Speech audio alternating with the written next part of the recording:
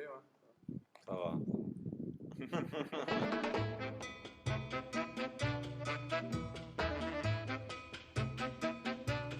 Donc je m'appelle Étienne Besancenot, je suis responsable du château de Caragui. Caragui proviendrait du nom d'un centurion romain. Il se trouve au centre des Corbières, donc qui est une appellation historique en France, l'une des plus grandes appellations, et plus spécifiquement sur le terroir de Boutonacq. On est sur un climat méditerranéen, c'est quand même chaud et sec en été, mais en même temps on a un climat très marqué par la tramontane. Donc il y a un vent frais et sec venant du nord-ouest. Mais voilà, c'est vraiment le sol spécifique que l'on trouve sur le terroir de Boutonacq. Généralement, c'est des sols argileux avec des gros galets, ce qu'on appelle des galets roulés. Historiquement, on a quand même pas mal de syrah. On a à peu près une trentaine d'hectares de syrah. C'est le cépage dominant sur le domaine.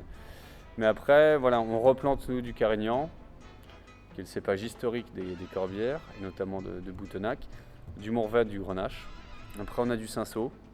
Et en blanc, on est sur Grenache blanc, roussanne, marsanne et un peu de vionnier. Les techniques utilisées sont basées sur l'agriculture biologique. Donc le domaine a été un des premiers en Languedoc-Roussillon à être passé en bio, en agriculture biologique dans les années 80. C'est-à-dire quand on plante une vigne, on plante aussi à côté des arbres et d'autres plantes pour éviter d'avoir une mer de vigne. Dans le chai, après, c'est relativement simple, hein. Il n'y a pas de technique très compliquée.